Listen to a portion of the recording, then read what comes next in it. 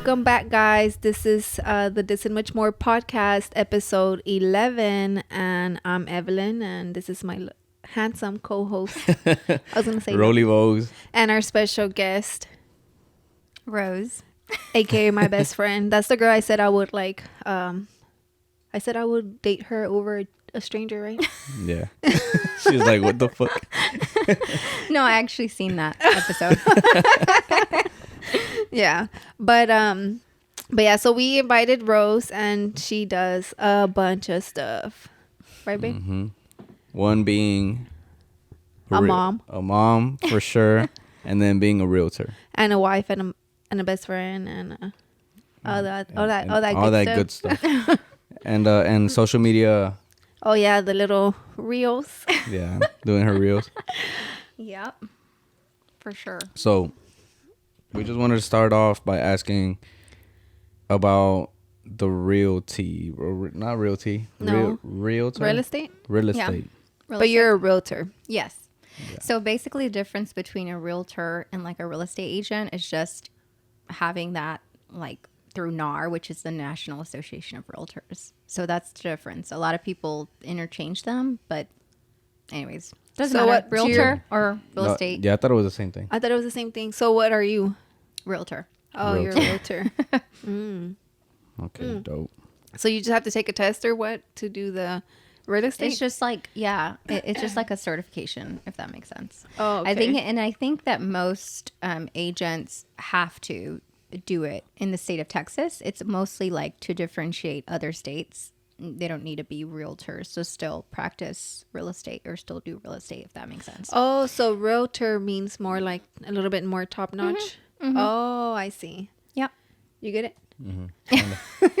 He's like, Like kind of. So she's a realtor. So Yeah, it's yeah. like realtor, and then it's the real estate agent right here.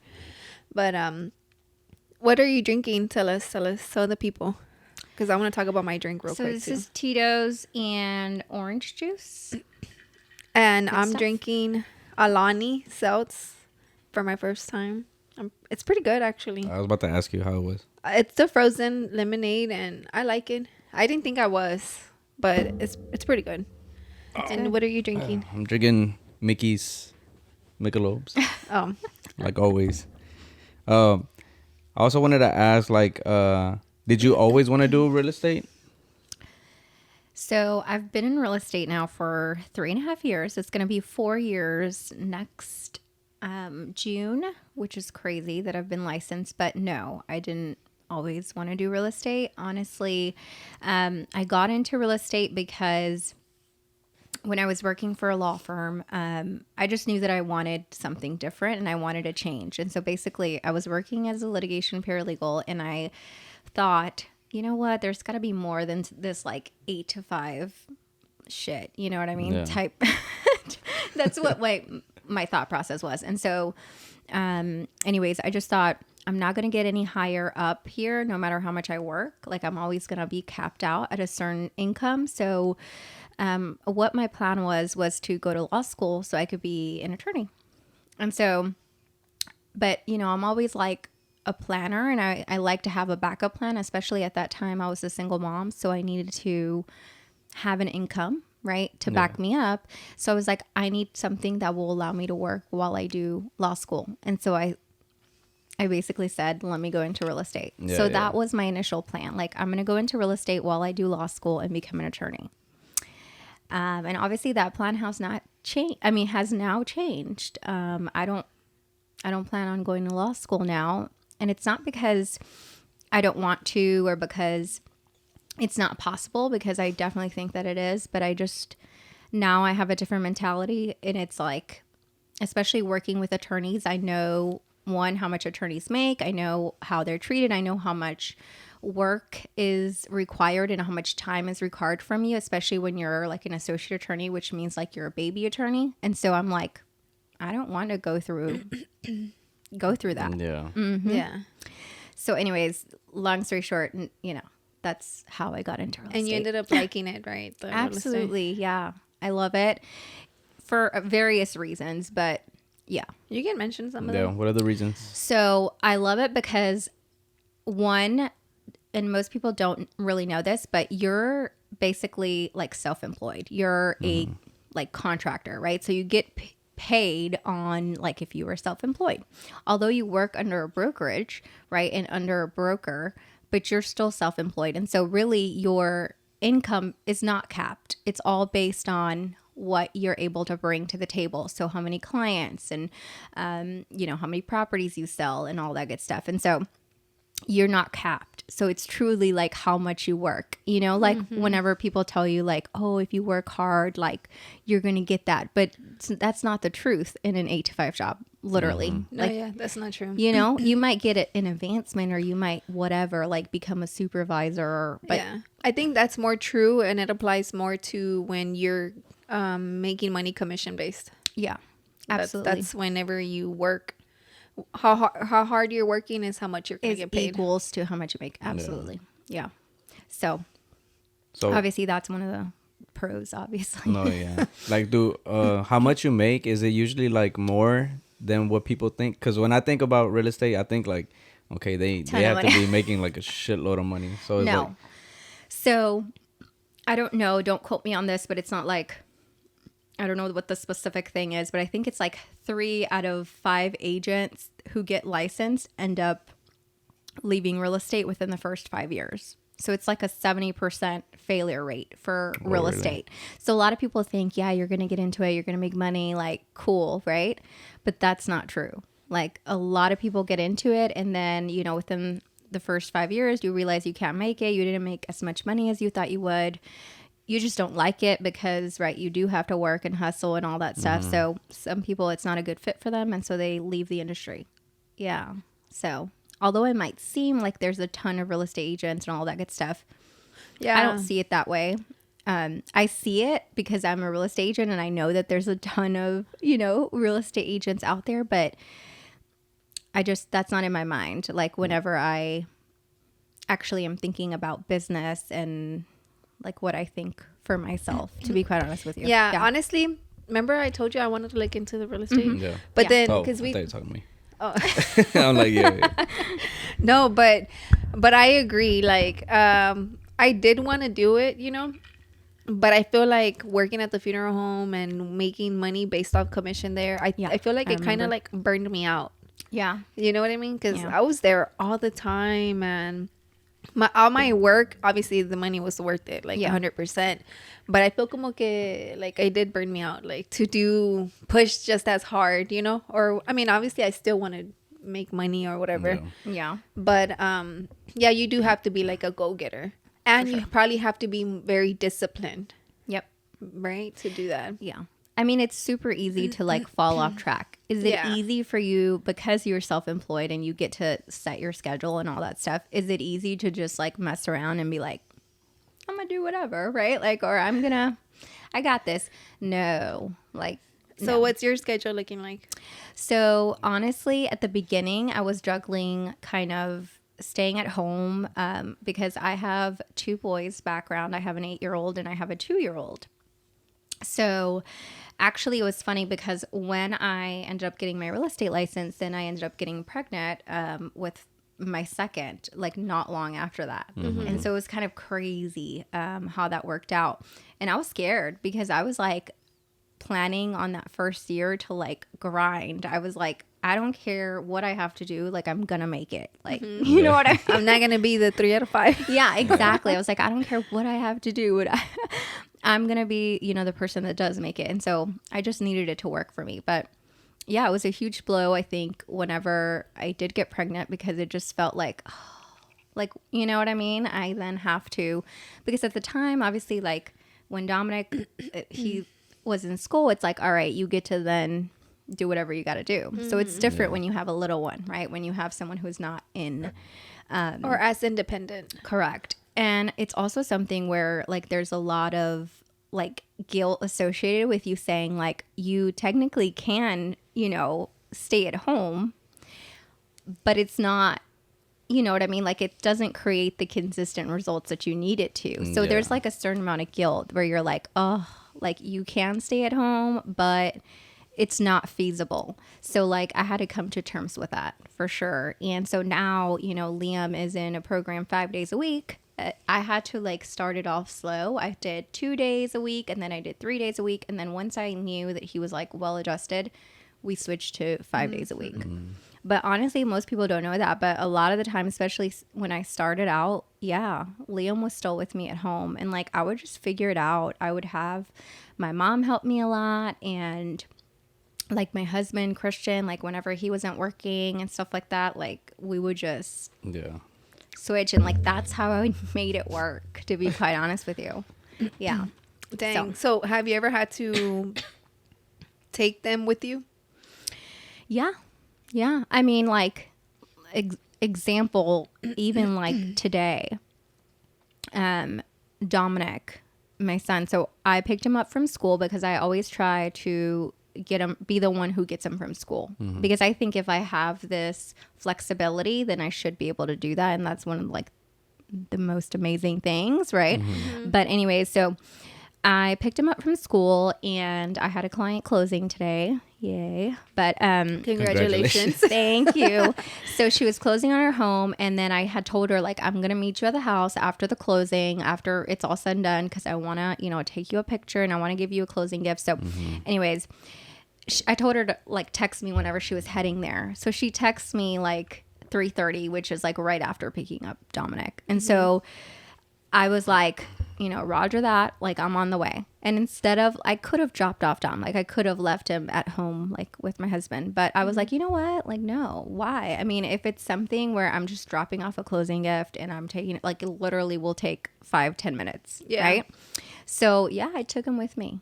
And then honestly, like it's great for him to see like that drive and that work, and right, like to me it's a good thing. And honestly, you have to like read the room, and you have to know what clients you can do that with and what clients you shouldn't do that with, right? Because I at the same time like want to pride myself in being super professional all the time, and so I think that I can pretty much gauge, you know, people and whether or not they would be comfortable with me bringing, right? Yeah. Even if it's something like a very odd, like one-time thing, right? No, yeah. Have you ever taken Liam? I have taken Liam with me to, I think, a showing before. And what I did in that situation, I remember like I picked up my mother-in-law and I had her be in the car with me. Yeah. Because obviously I couldn't leave him in the car, but it's like... We'll call the cops on you. Like, what are you doing? So it's not like you had him like carrying him or anything like. No. Okay. Damn, MVP to your, you know, mother-in-law. Because I feel like that's something your mom would do too. If I call your mom and like, oh, can you do this? She'd be like, CC, like I'll do it. You know. Yeah. No, honestly, like, and it's just obviously it's awesome that you know I was able to do that, but it also is like I know that like a client could lose an opportunity to go view that home, especially in like a competitive market where the homes are going super quickly. Like I don't want them to lose out on that home. So if I can make it work and show it, like I'm going to show it. Yeah. And so I'm always going to, you know, try to make it work. So in that specific situation, yeah, I literally just called my mother-in-law and I said, hey, like I have to show a house. And she's like, yeah, like pick me up. So I scooped her up and then I went to the showing and then, yeah. And it's, you know, it was fine because literally it's like you're still doing your job at the highest level. You're still attending to the client, I think, while you're there. And then, you know, depending on whether they like the house or not, then you do what you need to do afterwards. Yeah. Do you have people texting you like at 3 a.m? Yeah. Yeah. Not 3 a.m, but yeah, like late hours. Yeah, that was you. I feel like. Because before you went into real estate, when we bought our house, honestly, I remember you telling me that. Our realtor was awesome. I love, she was cool. I love Dawn. You know, she was a sweet little old lady. She was, you know, older, right? I don't know. Not old. I don't He's know. like, I wasn't looking. I don't age women. I don't know. She was older, right? And yeah, she was cool. Yeah, so I remember it was so hard because every time we wanted a house, they would put a bid, and it was like, what the heck? Yeah, because she was very on like, top of it. no, but she was very positive. Right. Like, Yeah. but even she was very positive when things weren't going the right way, right. or like, And that would annoy Rollie. and it would annoy the shit out of me. I know she was doing her job, and But I she's think she trying did to it more keep us. for me though. Yeah, Yeah. she was doing it more because there was one time that she started crying, Oh. and then it was just like, don't worry, the right house is gonna come, you know. And I'm just Yeah. like, damn, don't like, just let us be. Like, it's not good. Let us be Yeah. in our love. Yeah. Yeah, No, but it it's- was because we found this one house and I was like so in love with it, you Yeah. know. And I always tell people when they're looking for houses, I feel like me, when I would see a house, if I could picture where Yeah. I'm going to put my Christmas tree, that's Yeah. the house, you know. Yeah. And out of all the houses, we saw a shit tons of houses. Yeah. Out of all of the houses, I think it was only 3 houses that I was like, this You could really be the liked, house, you yeah. know. And I remember one of them, I was like, oh my God, this is the house, right? Yeah. And it was in Pasadena. Yeah. And she's like, yes, this could be the house, you know. She would Yeah. before she would show us the house, she would always be like, maybe this is the house, guys. She was hyping yeah, and you it was up. like, hell yeah, like this badass. So then, because I would send her literally, like, I would have like I was never too specific on my, I was just Criteria and yeah, stuff. Yeah. I just wanted like a good kitchen, like, I mean a backyard, 3 bedrooms, 2 baths. That was my Right. you know. And then I gave her like the area, so she would send me houses, but I would be like freaking on every time. I would be like Yeah. looking, Seeing if lunch they break, popped up. and I would be looking. Yeah. So, and like when he would be asleep, sometimes I would be bored, so I would keep looking, and Yeah. it was like 3 a.m. I mean, I remember specifically because Yeah. that 3 a.m. text was for this house. Yeah. I was like, "Hey Dawn, if you can, sorry it's a late text, but I want to go see this house. If Yeah. you know today we're available." Yeah. which was that Saturday. Yeah. So then she's like, she texts me at 8 a.m. Yeah, I got us a showing at 10. I was like, okay. And then by 12, it had like 9 offers. This house. I was just like, Yeah. oh my God. And when she told me that, I'm like, all right, we're not gonna get it. Yeah. And she's like, you never know. This could be the house. Yeah. And I was like, and then they ended up taking And the Roland's offer. thinking in his mind, like, Oh my God, man. Nah, she was real cool. She was Yeah. good. No, but I feel like that's another thing too, you know, because when I was working at the funeral home, people would text me super late. yeah, Very babe, they would be blowing me up, and I'm just like, it's I want exhausting my for sure. I want my just me time where I could just turn off my phone, but then you can't do that, you know, because you really can't disconnect from work. No, that is definitely one of the cons, I feel like. So it's like a 24/7 deal, right? It's especially because you never truly have a day off, right? Because Yeah. when most people are available to view homes, it's like Saturdays, Sundays, you know? So like people expect for you to have some availability so that Yeah. you can go tour. And a lot of people don't think about that. But even like evenings, right? If someone works an 8 to 5 job, they're going to want to see a house at 6 p.m., Yeah. right? And so, And that was us. yeah. Yeah. And so that's just the reality of it. Now imagine, you know, a person who has one client. Now imagine doing that for multiple clients. Like that, yeah, that definitely can Yeah, 'cause I get you remember you burned told out. me that you were like super busy. Yeah. Like for a good while, It's right? definitely like stressful, I think, to be in that situation. Like I always like to like be grateful about it, right? Like I want to be grateful and I am grateful. But at the same time, you definitely, yeah, there's the other side of the coin on that, which is like you're exhausted. Yeah. Damn. Yeah. Does Dom ever tell you like, Mom, stop working? Yeah. Yeah. Mm-hmm. And how does that make you feel? Oh, I feel horrible about it. Yeah, because it just makes me feel like, you know, like those Yeah. thoughts start creeping in. Like, am I a bad parent? Am I doing the right thing? Like, I'm doing this for them, but am I taking time, right? Like, it's that juggling aspect Yeah. where you just don't know whether. Because then Christian's working out of town, or he'll be working or something, right? Yeah. Like, so it's not like, okay, while I'm working, at least they have him. Yeah. But sometimes both of y'all are just. Sometimes, yeah. Mm-hmm. And I feel like I'm like that with Milo, where I'm just like working, and he'll go in. I'll let him go into my office. Yeah. And he can be in there, but there's times when I'm just like, all right, Milo, you gotta go. Yeah. You know, and then. But she's there with him, so it's like, okay, well, at least if he goes That outside of my eases your office, mind. yeah, No, yeah, but I always try to like get him out too, but he's always like, But sometimes I'm just nah, just he can be in there. It's Yeah. cool. Like, because he does wake up sometimes like on Saturdays if Roland's not here, Yeah. or when he wasn't in school, he would wake up and literally walk to his office and be like, "Puppy, Oh. puppy," and I would text Roland, Yeah. "Oh, he's asking for you," not trying to Yeah. make you feel Trying to bad, make him feel bad about it. but no, just so he knows he wakes up thinking about Yeah. him, No, like yeah. you know. so how is it that you get your clients?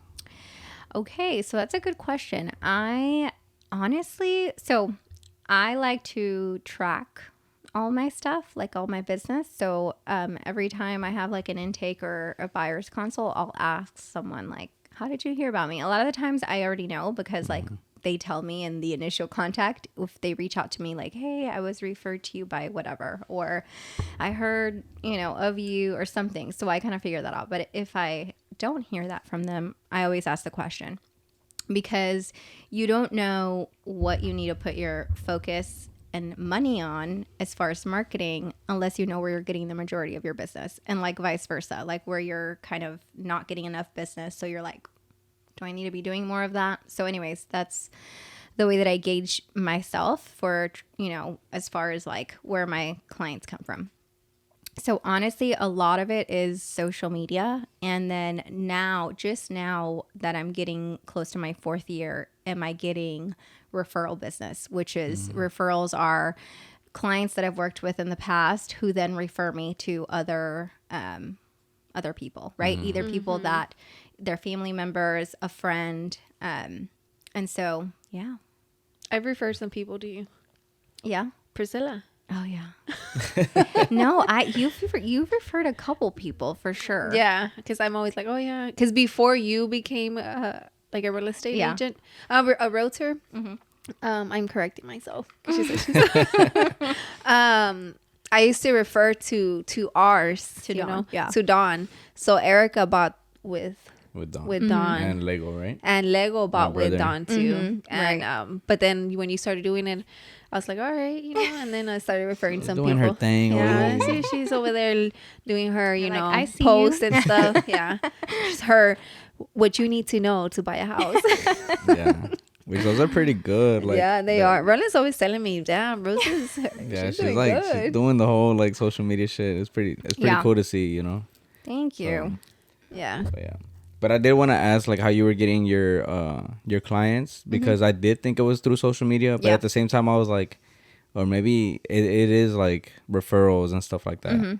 But, It's a combination. But I would say, like, just off the top of my head without looking at my spreadsheet, maybe 60% of it comes from social media and like 40% comes from referrals and then other sources, right? So for a while at the beginning, when I first started real estate, I tried to incorporate something different, which is like paying for leads, which are paying for potential clients. And so that's actually how I got my first client or deal through, I paid, right? I paid to get leads through, I don't remember if it was, I've never done Zillow. I want to say I did realtor.com. Oh, okay. And so I basically, the way that works is like you pay a certain amount for either a zip code or whatever. And they capture, right? Because all of those engines are like lead capture machines. Like Yeah. that's what they do. And people don't realize that when you're like Yeah, when sitting you're, there like- putting your information, but that's what they're doing. Yeah. They're capturing the lead and then they sell it to someone. AKA me at the beginning, and then like tons of other people. Seriously. Yeah. It's crazy because, I never thought about that. And so then, anyways, it makes you think about that. But Have you ever paid to do to have your picture at the very bottom of a house? like Like on sponsoring and stuff like like on that? realtor.com or No, like no. I didn't pay for that just because this is the way I thought about that. I thought, why am I going to waste my money doing that when what I want to do is be the listing agent and because the listing agent's already there. What people don't realize when you're scrolling through the other site, like Trulia, Redfin, Zillow, is that it'll be an agent at the bottom, but then they'll say, this house is listed by da-da-da-da. And it's actually going to say the agent who is actually listed by, who's actually representing and will know information about that particular property. Does that make sense? No, yeah. I know what you mean. Yeah. And so anyways, my goal was like, no, what do I need to do to be the person listing the properties, Yeah. right? Mm-hmm. Yeah. Oh, that's pretty good. That's how I found mine. Yeah. I saw her picture. I was Yeah, because like, she was Redfin, no? yeah, it was. We used Redfin. I remember you telling me, yeah. And then I was like, all right. So I just sent her my info. Cool. She gave me a call literally like within like 10 minutes. You know the reason for that, right? What?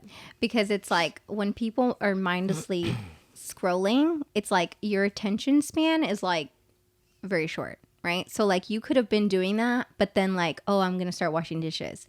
So you need to like, as soon as you get that lead, boom, you need to give them a call. Like, because if not, the chances of you actually reaching them afterwards is like almost zero. Yeah. So you need to catch them while they're still interested. So That's so literally, crazy. The first client or clients that I actually obtained, it was my first lead that I got, Really? which was now I realize that that's insane because you don't. Yeah, like that you doesn't ever really Yeah, happen. you got to get a couple no, before, you gotta. like, yeah. It's literally like I think the conversion rate is something like 1 out of 100. Like out of 100 leads that you get, you might convert, which it means that you actually turn that person into a client, and it's crazy. I was like, right. Anyways, so the first clients, yeah. And I still remember them, and I still like reach out to them, and Yeah, I seen that you do the little to your clients. Yeah. I think you gave them something for Halloween. And that's not something you have to do, right? No. It's just like just because, like, just because, but it's also like to keep what's called top of mind. So it's like you want to make sure that's the whole thing about social media too. Like you want to be at the top of someone's head when they think of either your industry or your business or what you're doing, right? And so you want to be the person that they call when they're like, oh, you know what, I'm thinking about selling my house. Like, oh, well, Rose has been keeping in touch with me and she's, you know, still doing it and she's still in business, right? And if, for example, like you do one deal with that person, they never reach out to you again, right? You're really not going to be like, oh, I'm going to give them my business, because the probability of you meeting another real estate agent down the road, It's so likely, right? Because everyone's cousin and grandpa and right. Grandpa is such a weird, but anyways, I don't know why you said that. Scratch that. but But yeah. no, yeah, because Dawn, I feel like she's always been like, oh, like that's our go-to, or we've always remembered her. I don't know, but she doesn't really. Well, I don't know. she hasn't. Well, I have her on 'Cause she was Facebook. on She'll send Facebook, me yeah. messages. Yeah. And I feel so bad because she's always wanted to be invited to the house or Aw. to meet Milo, but I've never like reached out to be like, hey, you know. Yeah. Yeah, but now I know it's a business move, so I don't feel as bad. Not just, But Well, she you know- probably sees me because I'll be tagging Rose a lot. Like when Right. somebody's like, oh, Diana, real estate agent. I or think realtor. that like too, what's important about that is like that the relationship and that the communication be genuine, because you can't just like reach out to someone like, hey girl, and you don't even know them, or Yeah, you yeah. haven't even had an experience with them or whatever, Yeah. right? Yeah. Because that's what people consider like a cold message or a cold call, like when people A refer cold to call. a cold Yeah. call, right? It's like someone that you don't know, you've never like actually built rapport with. And so where I come from with that is like I want to be super genuine to actually build a relationship with my clients and with the people, right, that I'm working with. Like I don't see them as just like, oh, it's a client, you know? Like, and so anyways, afterwards it's like, yeah, it is a way to keep in touch with them, but it's, for me, it's always genuine. Like I don't have to do any of like that extra stuff. I could just be top of mind for someone, just to send like a blast email where it's like, happy holidays. You know how like yeah. all those companies do that, like sending you like happy holidays, whatever, 50% off this, whatever. Like that's all marketing. That's all yeah. what that is. So really I could achieve that without me putting in all the extra work, Yeah. right? So yeah, guys, if y'all want to buy a house and get candies afterward, get with Rose. Get some goodies. But we're gonna take a quick break and we'll be back. yep.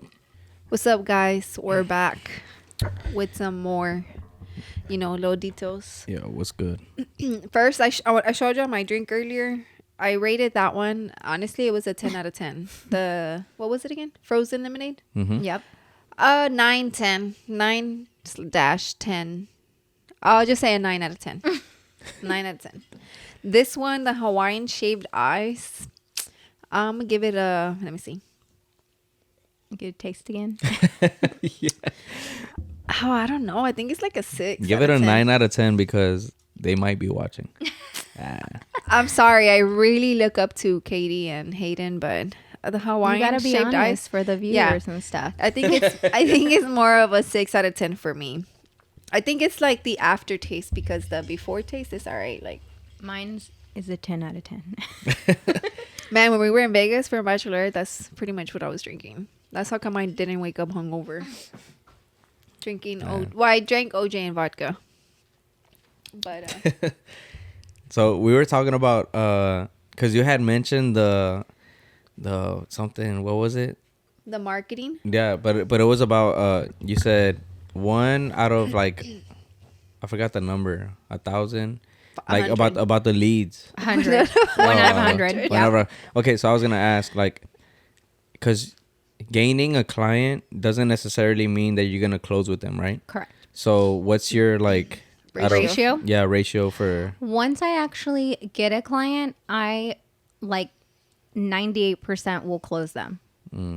It's only like very few that have fallen through, or they just like I had one client end up going with somebody different or closing with someone different, which like broke my heart. But it happens. I was and gonna ask you that too. Yeah, yeah, for sure. Because like what you have to understand too is like you're not guaranteed anyone's business ever, you know?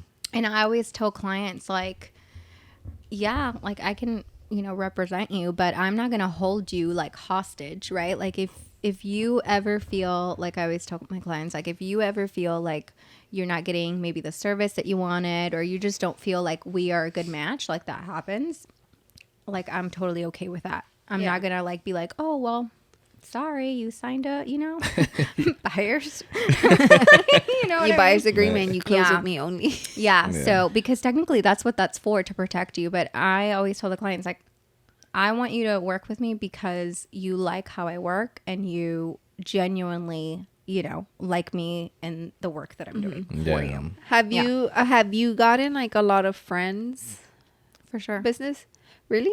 Yeah. Because I guess I'm asking because I've heard the whole you never hire like a realtor or a family member. I mean, you never hire Mix a friend. personal and business. Uh-huh, Yeah. you- A lot of people think that way, which, you know, I respect, but it doesn't make it like, it doesn't make you feel any better, if that makes sense. Like it's still a blow to you if someone like close to you chooses to Go with use somebody another else. person. Yeah, right? because you're Oh, like, yeah. well, I'm right here. Bro. I'm right here. yeah, like, am yeah. I not good enough? Right. It makes you question your like self and like your work. Right. And to Yeah. me, like that's hella important. Like I fucking take pride in my work and like the type of person that I am, that I like, you know, work hard, what I put out. And so anyways, so that's like a slap in the face. Like, Okay. but I think that the way that you go about it is more important. Because I think if someone's like genuine, like, hey, I just don't like to mix personal with business, so I just want to let you know. Like, I think if it's somebody like super close or a family member, like, hey, I just want to let you know, like, Yeah. this is the reason why or whatever. And I feel like it would be cool. Like, all right, respect. But I think it's whenever they don't tell you and you just kind of see it on their social, like, I see you. You know what I mean? Like, I'm your friend. Okay. Yeah. And so, anyways, but yeah, no, I always just think about it as like, you know, I don't automatically assume someone's going to give me their business. So, Yeah, I feel like I had to learn that shit too. Like, especially like with the whole, not superior, but more of the design work or more Yeah. of just anything that I offer, and I see somebody else going to somebody else. for the similar thing. Yeah, and I'm or- just yeah. like, it's cool, but I don't think I ever got to the point where I felt like, man, what the hell, you know what I mean? Like I always felt like I have enough. I have enough. Business Yeah, I or- have enough business where it doesn't bother me, and I'm just like, it's cool. Like, and it always ends up being where it's like, oh, they didn't do a good job. Yeah. So that makes you feel better. Yeah, and I'm just like, I could have done better than that shit. It's a lot of people that I know that have like their logos done or something like that, and I'm just like, and which I don't do too many logos. I don't like doing logos and stuff like that. But when I do see people that I could have helped out, and then they get their logo back, and I'm just like, that's what you get. It's cool, you know. But that happens in all kinds of businesses because it happens to your dad all the time too. Oh yeah, my dad, he because he's a painter, so it's happened before where he'll quote a job or something, and then they're like, oh well, it's a little too much, whatever, and then they go with somebody else, and then they mess it up, so they got to call my dad. They want to have him go to go fix it, but then that's when he ups his price even more. Right, he'll be like, oh, if I have to fix it, then this is how much I'm charging. Now it's this, and it's just they decided that. So no, it is definitely part of like business. I think failures is like part of it. And you just have to be you have to be okay with it and like not let it completely destroy your confidence and all that. And what about like disclosing information on like the houses? Do you sell, because I mean, have you ever felt like you've sold a house where somebody's gotten murdered or is haunted? I personally have not. No, it's good. I don't know. Is that an odd question? It's funny. Okay. I wanted to know too. Actually, people have asked, like clients have asked me that, like, hey Rose, like I get a weird feeling, like, do you think that, right? Like, or something like that. Hey, somebody feigns like, there's something here, and you're just like, no, seriously, like sometimes people are like, oh, I don't get a good, like, vibe or something, like a homey vibe. Yeah. And I'm always like, trust your gut, absolutely. But so in regards to disclosing, no, it's because I feel like I picture somebody being like, I don't get a good vibe, and you're like, no, and then like you're covering the blood stains and shit. Like, no, I think this is a good house. No, so basically, you do have to disclose like if a crime occurred in the property.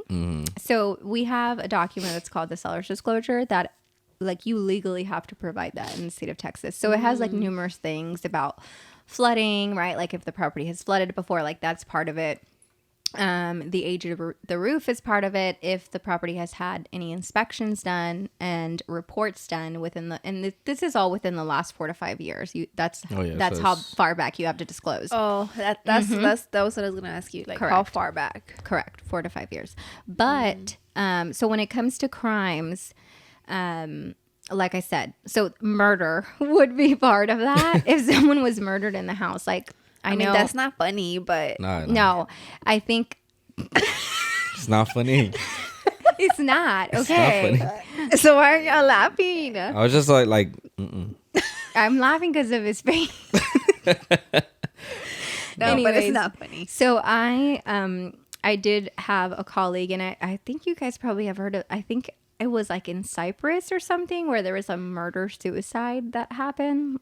So think about it, like. They probably have to sell that house. Yeah. And so anyways, so yes, something like that would have to be disclosed. However, fun fact, well, I guess this is not a fun fact because it's not fun, but they don't actually have to disclose if it's, if it's a death of natural causes. So if someone, like, let's just say was already terminal, or right, like they like to be comfortable and they like to pass in their homes. So if it's something like that, they don't have to disclose it. Can they? Yes, but they don't have to legally. So the guy, I was thinking about that. Yeah, the guy next to us, he passed away. Yeah, he was in hospice. Yeah, yeah. If he was in hospice, that's natural causes. Yeah. So the sister, she's there now, and they've been doing renovations outside of the house. I'm pretty sure they're doing stuff inside the house, but I'm pretty sure they're getting ready to sell the house. So they don't even have to mention that. Right. Nope. But they don't. Now y'all know. Next to us. But I'm not giving away my address. I'm not giving away my address. Yeah, we kind of want your brother to get in. Like, he private. Can get it if he wants.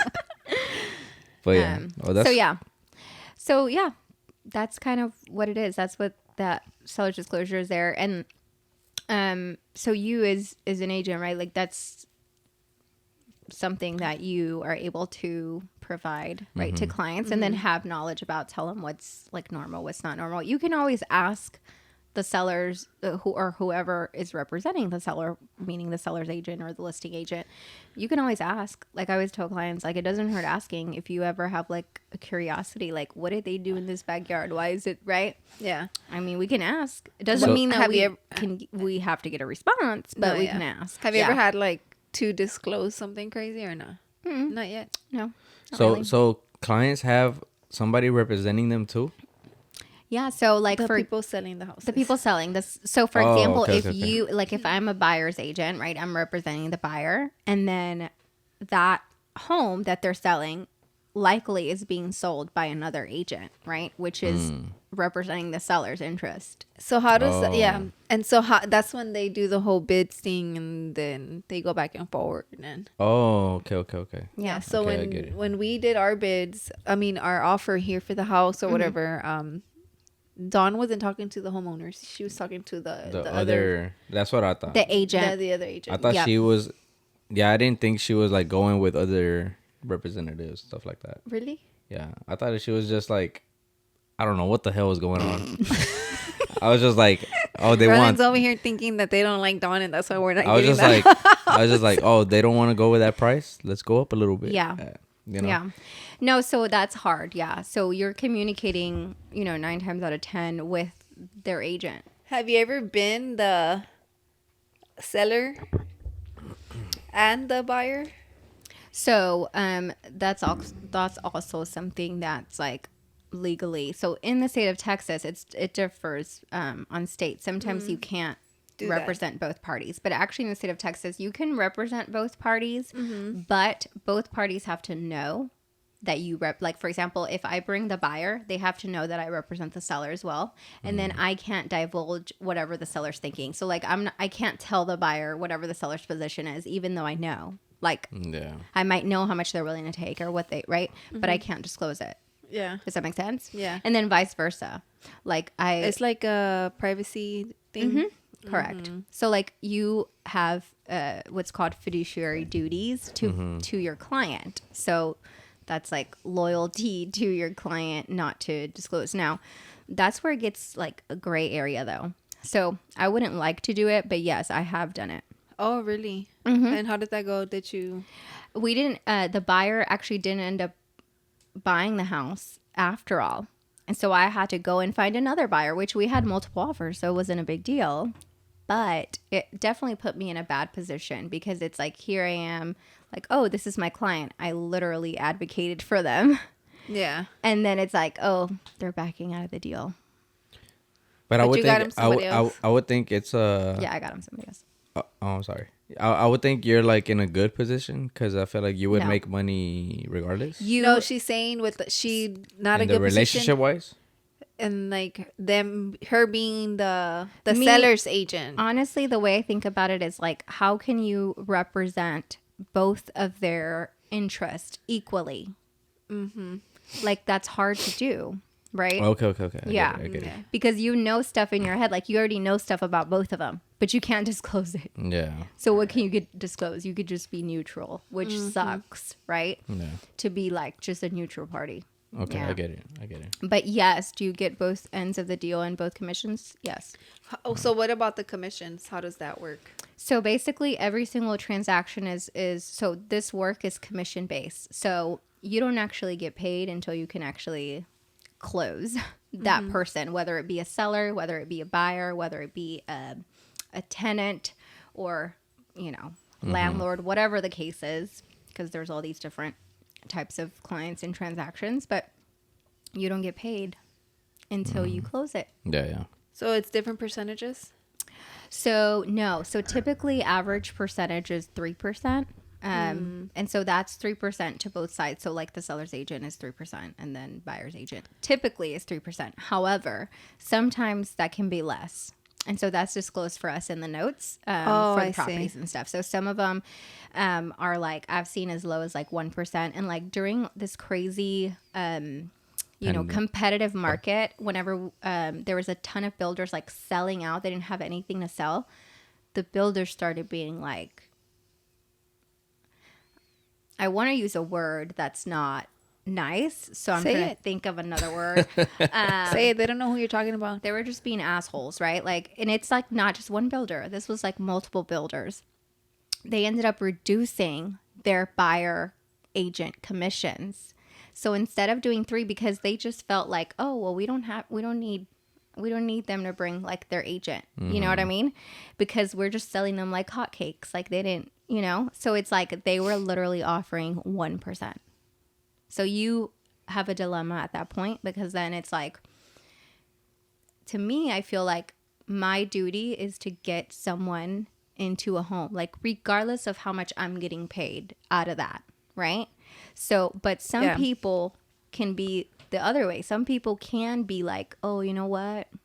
Like they're only paying me 1%. So like, you know what I mean? Yeah. So did you start off like, were you always like that? Or did you start off like, okay, like I want to make money, and it naturally became where it's like, nah, now I'm just going to do it like because I want to help people? And No, I started off like that. So even like my first client, like my first clients, that client that I told you that was a lead, that a paid lead that I then converted into a client, like even them, like I just told myself like, I just need one client, and then I'm going to do the best job that I can for that one client. Because even if that I only have one client, for example, that I'm working with at that time, I'm going to do a damn good job, that they leave me an amazing review that then I can use to market, that they, you know what I mean? Like that I have such a good impression in their mind that they want to refer me business in the future. Yeah. So I always had that mindset. I always was like, you know what, if I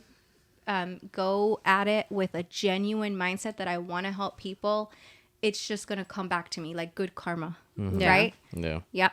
That's how I feel. That's how I feel too. Yeah. Like it's I mean, you do it because you want to be good, you know, and good karma. That's how come like we're doing like the toy drive for Mexico. It's just, I don't get anything out of it. Yeah. So which guys, please, like donate toys, donate money if you can. Yeah, like, I'll go buy the toys. mine.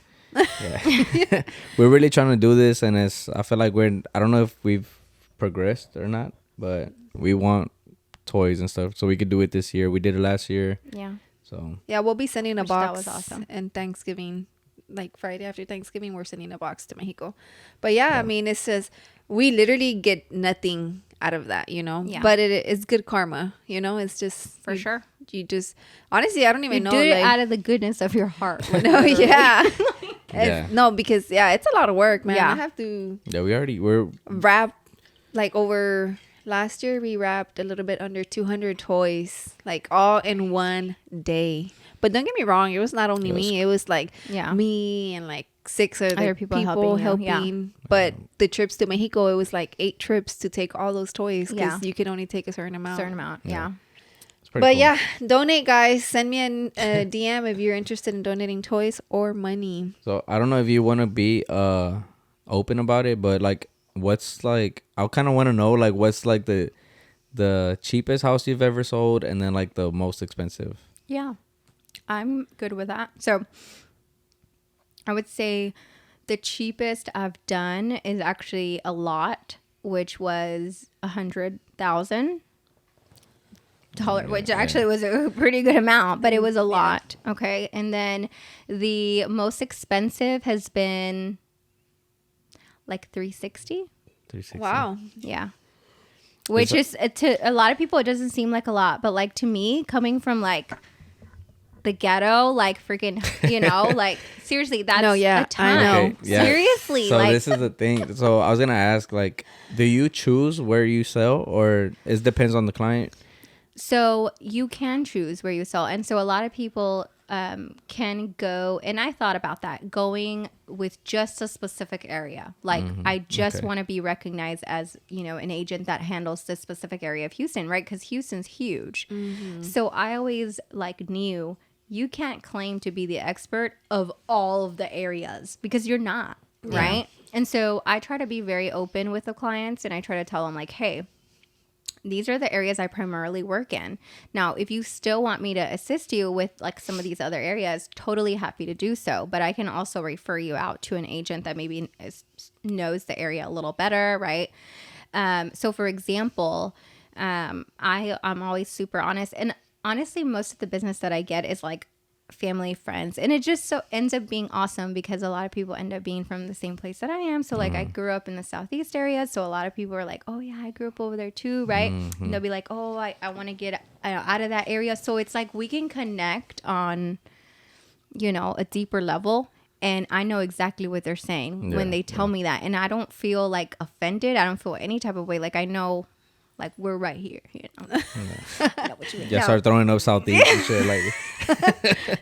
No, but so yeah. Anyways, so I'll say, like obviously I grew up over here, so I know like Pearland, Deer Park. Like I can navigate all of that. Yeah. But now, you know, I'm living up on the northeast side, Atascocita, Kingwood. So like I'm familiar with that because I've been over there for a few years. So it's amazing because I get to give perspective. Kind of, I try to stay more on the east side all the way to the south because that's where I grew up. So a lot of people like don't want to drive and they don't want to like do all that, but I don't care. Like I've never had a problem with like driving. Last time and I stuff. I think we were on the phone and you're like, oh, I'm gonna drive. I think you were in, I don't know.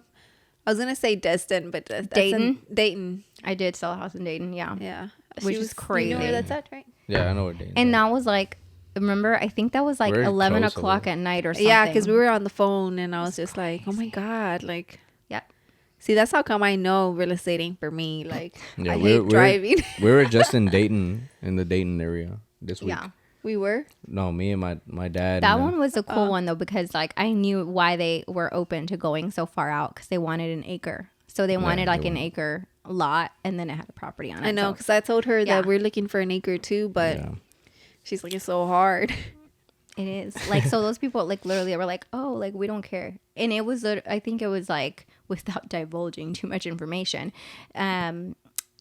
he was an engineer and then fiance was like, she worked in the medical field. So like, I mean, the medical center, like think about that, Dayton to, and they were willing to make that commute. Yeah. That's, Yeah. wow. That's I would crazy, not. right? If it's like 15 minutes from me, it's too far. I'm already like, oh, Milo I goes know, to you're school down the annoying. street. It's cool. I know. I hated when Rose told me she was going to go move up there. I was like, why are you going to go You out think there? 30 minutes is far? It's so It is. ridiculous. Nah, yeah, I don't think so. Well, because you drive a lot I with drive your every dad. day with my dad. So it's like, hey, he'll send me the location. Like, y'all got to go work over here. And it's like, I don't know, it's fucking an hour drive. Yeah. Or my brother will ask me, how far is the drive? I'm like, 40 minutes. And he's like, all right, I'm going to take a nap. And I'm like driving and shit. you know? Yeah. Nah, I'm a lazy driver. I'm sorry. I cannot do it. Oh, but I was asking about the like most expensive house thing because Mm-hmm. well, my dad's business is painting and stuff, but he gets a lot of like houses, like big houses, and we'll be like, and we grew up in Southeast Yeah. too, you know, so I Yeah. would just be like, damn, like, and I'll ask my dad, I'm like, hey, how much is this house? How much does it And cost? Yep. And then he'll be like, oh, this one's like 1 million. And I'm just like, holy shit. But Yeah. some houses that are $1 million don't look like $1 million But it's the house. area that It's But the it's the area. location. Yeah. Yeah. So a lot of people like, I'll say this, like, can you choose to say that you want to be a luxury realtor, right? Like you probably have heard of that, or want to sell $1 million homes, right? The reality is anyone can say that they're anything, right? Like can say that they specialize in that, or they, because they want to get into that. You know what I'm saying? But I truly believe that the way to get into that niche, as far as like you, and I don't think that it works just to get into it because you're like money hungry. You know what I mean? Like, oh, because I want that commission, right? For the like, you know what I mean? I truly think a lot of it is like your sphere, which is like people that you know. So I honestly think that you're in a better position to get there faster if you already have people who will be in that price range or in that price bracket. Yeah. And so to me, a lot of like, and you guys have heard me say this like on my, you know, social media and whatever, like I don't care about what the price point is. Like that's not, I don't think like a client tells me like, this is a budget that I'm looking in. Like, I don't think one way or the other, like, oh, that's too low. Oh, that's high. Like, I don't think that way. Yeah. You know? And so, anyways, but that's an amazing, you know, thing to be able to not be so like concerned with that. But I mean, I definitely think it'll come, like I'm sure, but because they say that your most comfortable, like your most comfortable price range is what you're used to. So for example, if you know, like I'm pretty sure my mom's house, like 100K, less than 100, right? Like, and so then like that's what I grew up around. So now I'm more like, all right, I'm more in the 200 range, right? Still like not super high. But now that I've obviously, like me and my husband have been making more money, now we're probably like 300, maybe even, 400 range. And so they say that you're most comfortable talking to those people that are around your same price point. Yeah. Does that make sense? No, yeah. So if you were like a rich kid and grew up around the elite and stuff like that, the possibility of you selling, $1 million homes it's a lot. Possible. Can you market to those people and still end up getting clients? Like it's it's going to be a while till you get there, but yeah, you can get there. Yeah, for sure. You can choose to go that route. Mm-hmm. Yeah. What about you were talking about the houses. Well, I was gonna say real fast, like, because what? Completely made me forget again. Why? Because I was thinking, and then you're like, well. No, it's because I had something else. Like, no, because it goes back to that. Because whenever we paint houses and stuff like that, and we get to a house that kind of looks like the house I grew up in. Yeah. It'll be like, okay, like let's cover this. We don't want to get furniture or whatever. Yeah. And we'll paint, but then. And we'll feel like comfortable, you know, like we'll feel like, okay, like owner's cool, they're cool. But once we get to a house where it's like my dad's like, oh, it's $1 million house or whatever, then I start being like, oh fuck, okay, we cannot get paint on this, we can't get, and then the owners walk in, and if we don't know them, then it's just like you got like I feel the need to be like super like respectful, and I'm just like, oh, the level of stress for sure is like you are more out of your comfort zone for sure. It's crazy. Yep. And sometimes, man, it sucks because sometimes we have to go to the restroom and we're at a house, and I'll be like, or me and my brother would be like, yo, I'm gonna go to the restroom at the corner store. Like, you trying to go? Or and we're like, yeah, let's go. Roland's gonna pop a squat. And I'm just like, damn. So, but lately I have been asking, like, at this one house we were at, I asked the lady, and I'm like, she's like, hey, I'm gonna step out. You guys are gonna be here. You're gonna paint, whatever. And I'm like, all right. And I'm like, one more thing. I told her, one more thing. I have a question. And she's like, yeah. I'm like, restrooms, like can we use them? Or like, sometimes we gotta go, And she's like, no. Yeah, go ahead. Like, I have like 5 restrooms. Y'all could use anyone. And I'm just like, all right, cool. Yeah. But they tend to be the ones that care the less. Because we go into rooms that are filled with, I don't know, like carpets, closets are filled with clothes. I'm pretty sure there's like stuff, valuable things, and they don't care. Like, so I'm just like, all right. Honestly, it's crazy because, like, again, that level of like comfort is like dependent upon us. It's not because they make us feel that way, because I don't think that someone who lives in $1 million house is any more worthy than a person who lives in $150,000 house. Like, I don't make that distinction. But I think too, it's just that, again, that level of comfort. Yeah. But I have also learned that, it doesn't matter. Like, even people who are, $500,000 whatever, like they want to purchase a $500,000 house, like they are the exact they're the same people, right? Like, as us. I think they're more corny. Oh my god. I think they're corny. So, yeah.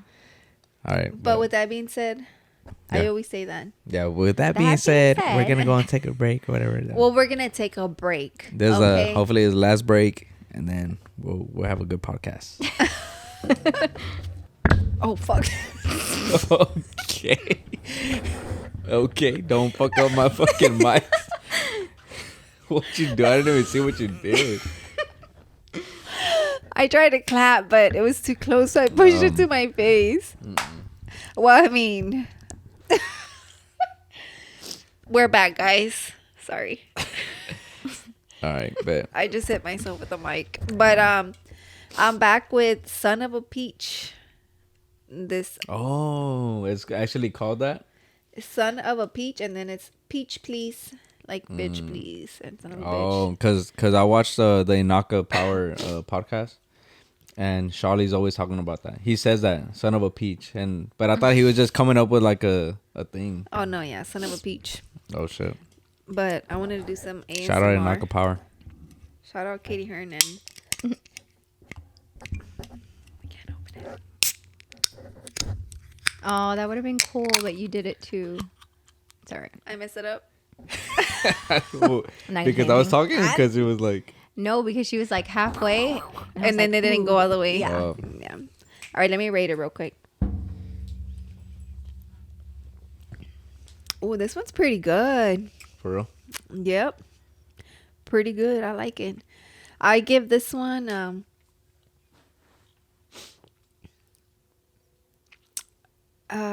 like a 9 out of 10. Wow. Okay. It tastes like Dope. those little rings, the candy. Okay. The peach rings. Yeah. All right.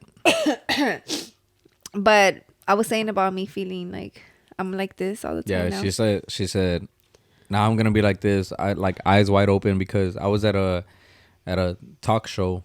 It's a talk show. Oh, Yeah. it's a talk show. Yeah, he calls it a talk show. Shout out Robbie Rob. He has a talk show, and I was on it yesterday, and he was saying that he's like, "Hey man, your girl be faded on the podcast because she be looking at you like this," and she's like, and I'm like, "Nah, she's just chilling. Maybe it's her lashes. I don't know, but Yeah, and you know, So now she's gonna Rob. I'm She's over gonna my have her eyes. eyes It's wide 'cause open. That happens whenever you drink, too. yeah, no, yeah, for sure. Yeah. My eyes Because get me low. too. Yeah. I can tell. Yeah, Your me too. eyes It's like No, but I do feel like it's because I'm like this, and then I'm like this. Yeah, I told him because that don't wanna too. have I my was like, back on. yeah, maybe it's like because she has to like go back and forth, but yeah. Yeah, I have the like the sucky spot, but it's all for the guest. yeah. You too, because technically you're my guest too. And I'm the one that switches spots with the guest though. Yeah. I'll be like So over there wherever- sometimes or over here, Yeah. but it's chill. So let's talk about the social media because I feel like that's the thing that realtors are doing now. Like anybody, obviously, but I don't Yeah. see a lot of realtors. Maybe I don't follow them. Well, I don't see a lot of realtors, but I see them on Larry's page. Oh, yeah, So that's true. So what made you want to start doing like more like Social media? Yeah. So at the beginning, like I told you, I wanted to dive into like kind of everything because I wanted to see what worked for me and what I felt comfortable doing. Because obviously, like the goal there was to get business. And so I'm like, okay, what needs to happen? But like in any business, it's like you need clientele to be able to actually, sustain long term. And even like short term, but to sustain your business, you need clientele, right? Yeah. And so then, anyways, I dove into a couple different things, but one of that, which I was told was like your sphere of influence is what it's called, which is the people that know you, right? Like you. Those are the people that are most likely to be your clients initially because you've already built a relationship with them prior. Right? They already know, hopefully they know that you're already a hard worker, right? Like stuff like that. And so anyways, so I thought, and so there's different ways, like I think what was suggested to me, like in a training or something was like, we'll reach out to them, like, try to call them or whatever. But that didn't feel like natural to me. Right. Yeah. And I never wanted to be like disingenuous, like with someone, or in general. And so I was like, you know what? What's the best way to reach people? Like, obviously, if someone already, like, they follow you, it's because they're your friend, like, they know you or whatever. So I thought that was a great way just to, like, put yourself out there to let people know what you do, right? And they say, and in this training, it's like, don't be a secret agent. Like, people actually have to know what you do in order to use you, right? Because like if people don't know what you do, they might go to somebody else because, well, they didn't know. Yeah. Right? Yeah. And so that's when I started. And honestly, I started like initially, like I remember my first like post about real estate was actually whenever I ended up choosing my brokerage, which at the time was Remax. Now I'm with CBNA Realtors, but at the time with Remax, the agent, recruiter, and development person there was like, hey, they're having headshots at this title company. Like, if you want to get headshots done, I'm like, yes. So he literally gave me the, like, this is a title company, and I literally put it in my freaking GPS, and I went straight there to do a headshot. I wasn't even ready. I know. I talked about it in another podcast, right? I think I said, oh yeah, she was like this, like. Yeah, Oh, I was. with Channel Purple? Oh yeah. I literally wasn't even ready that day, but I was like, you know what? I need a headshot. Yeah. So I went over there, like, whatever, you know? And so I got a headshot done. And so anyways, that headshot ended up being like in my first business cards, because I just wanted to get started like ASAP. I didn't want to like lose any time, waste any time, bullshit around, you know, with stuff. And so anyways, that headshot was actually my like first post, letting everyone know, like, I've just got my real estate license, right? Like all this stuff. And you probably see that like for other people, like you see that where people post that, you know, because one, you know, it's an accomplishment. Like you want to let people know that's what like social media is. You share your life, you share this, You right? share your fun high moments. Yeah. Oh, And yeah. so anyways, that's how it started. And once I was like getting reached out by people, like I really knew that there was like a huge opportunity there. So it definitely motivated me to continue doing it. Yeah. Yeah. I really like your little movement that you do with your little What? with the reels. Oh, with the reels. You'll do the little dance like, and then the. So did you have to like look at a bunch of like, are you on TikTok or not? Yeah. So did you have to like look at like, okay, I see how people are doing it, and then that's where Yeah. you got your ideas? So and stuff? basically, I've always been like, I always, like most people consume social media. Like Yeah. most people have Facebook, Instagram, TikTok is like the new thing, MySpace, right? yeah. Twitter, whatever. Like most people have some sort of social media that they consume. So I thought, what's the most natural thing that I'm already using? That's why I'm not really on Facebook that much. I was gonna tell you that I don't really see it on like Facebook. I'm not super like involved in Facebook. So to me, it feels unnatural for me to be like, I'm gonna just post it on Facebook for like the sake of posting it on Facebook. And it's crazy because I feel like Facebook will blow up. Yeah. Yeah. No, but so people don't tap in like but that. to me it's like IG, I've always used my IG, you know? And so I was like, that's the most natural place Yeah. for me to like start doing that. And plus it's more picture based. And so Facebook is more like you write captions, stuff like No, yeah. that, right? And so anyways, different platforms there. So did I have to consume a bunch of it before I started posting it? Not necessarily, but I did like hone in and like specialize on what I wanted to do like after trial and error. So yes, because I think what I've learned is like if you dwell on what you're going to post or like what you're going to do for marketing, like you're never going to do it. Because you're sitting there thinking like, oh, I need this, like it's going to be perfect. I know exactly what I'm going to do. It's never going to be that. So just do it. Yeah, Literally. you do a bunch of them like in your car. Yeah, like just post it, man. Yeah. Just do it. I know that's true. 'Cause Literally. remember when I was at the gym and I was doing cardio? Yeah. I was on I think I was doing Stairmaster. I was like, yeah, we want to do a podcast. Remember I told you about it? And I was just like, And but I told don't Evelyn, know. do it. Yeah, she's like, do it. And then at first, before I was like, oh, we should do this and much more as a podcast. I had talked to Rose about doing like me and her a podcast or whatever. I was like, oh, maybe we should do it, but our schedules are too complicated. Yeah. And I was already talking myself out of it after I was telling her like, oh, you know, we should do it. And then I ended up telling her, oh, I'm gonna do a podcast like with Roland. Like, Yeah. So you were my first choice, babe. Sorry. Wow. and I was gonna do it with her. I told her, but yeah, it's so hard. I think to juggle a bunch of things, but yeah, I think that's a good piece of advice. Like when it comes to if you want to tap into social media, like just do it. Don't think about it. Don't even like. I most of the time don't even rewatch my stories. Like I'll literally record my story and like put something in it. Sometimes I don't post it because if I sit there looking at myself. Yeah, I'm gonna like and talk people, myself yeah. out of That's posting me. it. You know People, what I mean? people start like, I didn't look good, or Exactly. And you lost and out then, on that yeah. opportunity, man. No, that is Yeah. so true because I'll look at myself and I'm like, damn, why does my mouth look like that? Why is it going sideways? Yeah. Yeah, it's a lot of like you start Judging judging yourself. yourself, or yeah, just picking at little things in Yep. the video, and it's just like, nah, just do it, and Get it then out just there. let it go, and then people are gonna pick it up or not or Yeah. whatever. But it's just Yep. it's just doing it. Yeah. It's literally just like a lot of it is trial and error, seeing what works, what doesn't work. But yeah, honestly, that's pretty much how I like run my social media. And it's so crazy because a lot of my like older colleagues or just my colleagues in general are like, how do you do it? Like, what do you do to attract business? And I'm like, honestly, I just like, if I have an idea in my head, I will write it in the notes and I'm gonna fucking do it. Yeah. Like if I literally watch a reel, that's nothing about my industry. It's not about real estate, but it's about like, you know how there's people who sell like makeup and stuff or whatever, or like whatever, like people that are content creators, people that are XYZ, like they're making reels and videos and this. Yeah.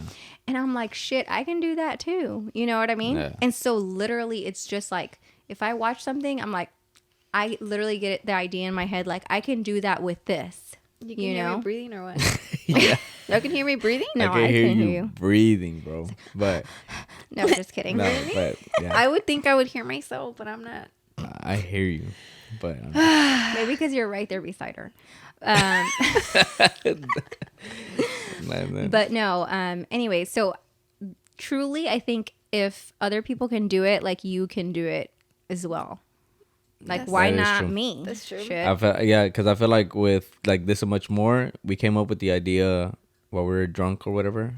But Yeah, we were at Hooters. but after that, I was just like, all right, Makes you know sense. what? I'm gonna look up the cameras. I'm gonna look up the Yeah. mics or whatever, and we need another couch. Cool, you know, like, Like boom, boom, boom, boom. Yep. And it's invested money into it, whatever. But it was like, all right, we gotta do it because otherwise we're just gonna like talk You're gonna about talk it. yourself out of it. yeah. Yeah. Same thing with the rug stuff, right? Like, Yeah. 'cause it was with I was like, should I get the gun? Should I not get the gun? Like, I don't know. And it's just like, nah, let's just do it. But I'm Like, very encouraging when it comes to you too. I'm like, just fucking do it. Let's do it. Yeah. Let's do it. Do it. But then when it comes to me, I'm just like, what was that? do it.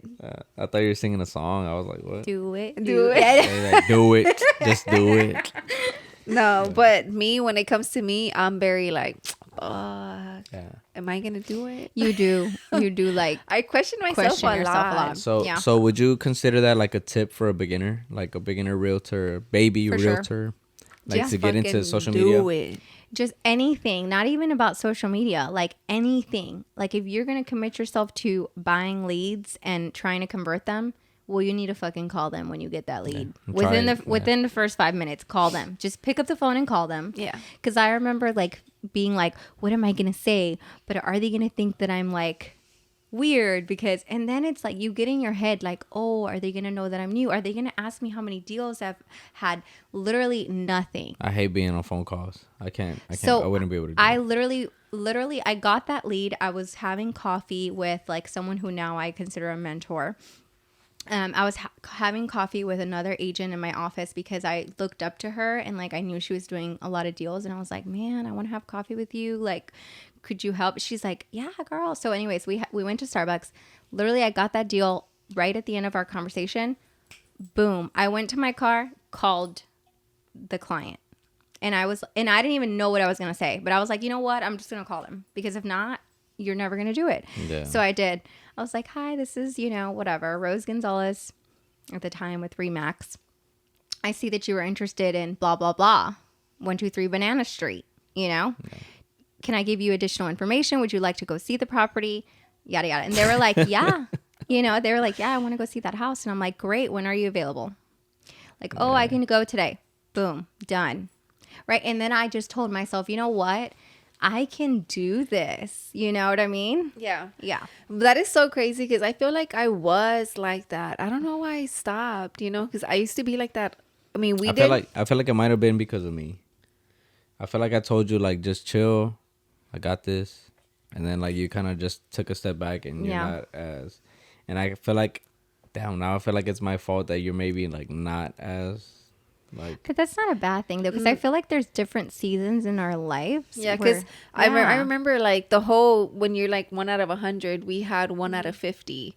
Out of the 50, you got to do 50 activities. Either you call 50 people, you come in contact with it, like anything, but you do 50 attempts. So think about that. It's the same. It's literally the same business strategy for almost everyone. No, yeah, for sure. I used to tell him that. I used to tell him that, right? I used to be like, it's the, like, just think of 50, right? Because remember you used to reach out to a lot of people? And then whenever I first quit my job, I was like, all right, I got to reach out to 50 people a day for design work. And I was like, and you know what? A lot of people like don't put you onto that. Like no one wants to share like the information. So you just got to like figure it out, man. You got to, but we're telling you now, okay? Anyone who has like a small business, like that's the way to do it. You can't be like shy and be like, I'm not going to share my business. No, man. Scream it to the world. Even at the freaking grocery store.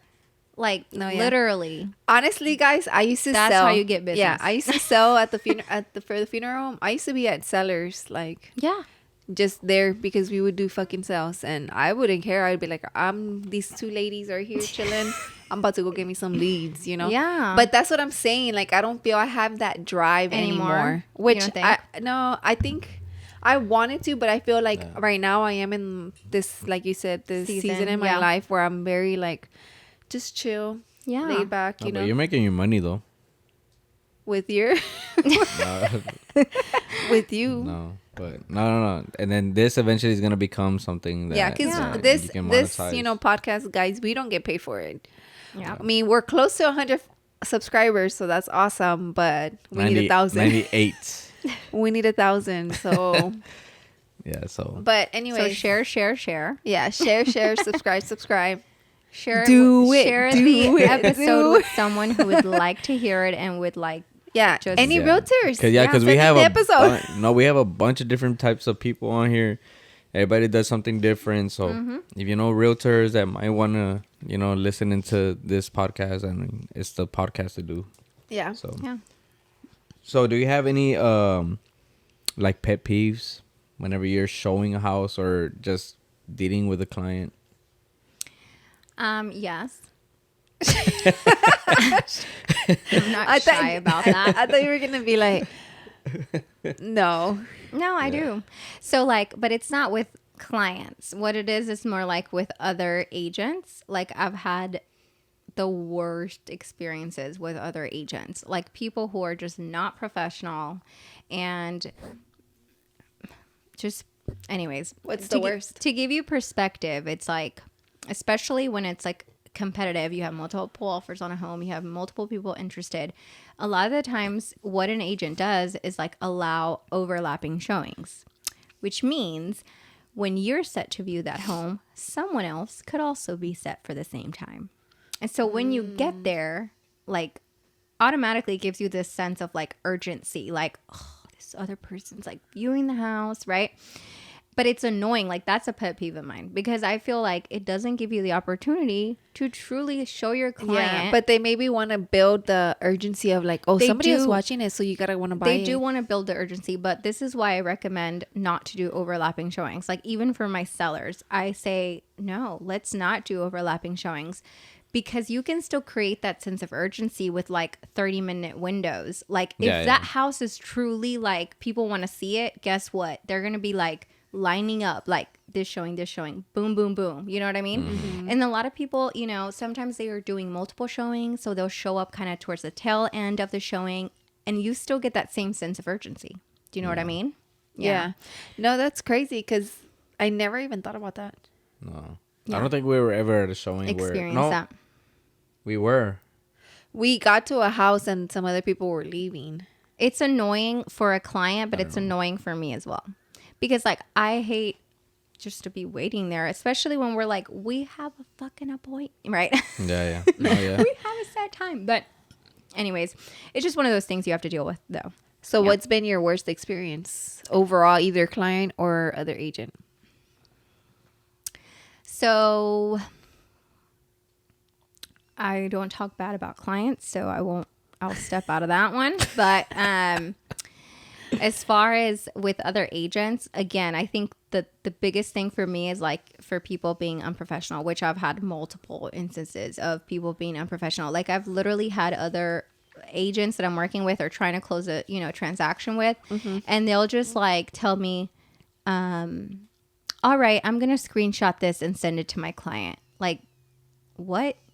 You're doing your client such a disservice if you're literally the person that just is sending information to your client. Like, I know what you mean. Yeah, you should be like, hey, either give them a phone call and be like, I feel like hey, so and so said this, this, and that, or send him a text like, not like, when are you available? Let's talk about it. Like, I just think that there's a sense of like, in this industry, it's so easy for you to go like the other way of like not being professional and doing this. And I think me coming from a background which was like slightly corporate world, like everything was like super, like I would literally review my emails like 3 times before sending it because I had to CC the managing attorney and I didn't want to sound like a dumbass, like stuff like that. Oh yeah. But honestly, I take all of that knowledge and I apply it to what I'm currently doing. So I'm actually really grateful for that. Yeah, it's so crazy because Rose used to be, out of all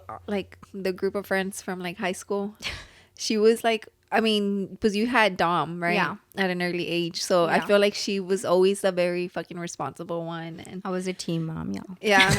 And she would be like, I feel like if we went out drinking, I would always like, all right, you'll drive me. Because we lived together. So she felt like that she was like the most responsible, most grown. Like, I could like put my hands in her life because I knew she wanted to be alive because she had a son. So if we went out drinking, I'd be like, all right, fucking Rose is taking me home. Nobody else. Dude, my older sister, even like whenever we went to Miami, like for her bachelorette, we had rented a car or whatever. And so anyways, we had gone out or whatever, and we were all, kind of tipsy and stuff. And then there was this guy who was, her husband now is like a family member, but he was like drunk, you know what I mean? And he was probably like cross-faded and whatever. I was like, yeah, you're not driving. You're not. and so then my sister's like, yeah, no, my sister's gonna drive. And I'm sitting there like, excuse me? And she's like, no, she's good. She's a pro. I'm like, she is a pro. I did not sign up for this. No, but yeah, it's true because I would always be like, all right, we can take my car, but you driving. You're driving me where I gotta go. If I'm drunk, you're taking care of me. Literally on my phone, I have her under Mama Rose. I've always had her like that. And I feel like she always just gave off it's because it's like the responsible one. Like, okay, like yeah.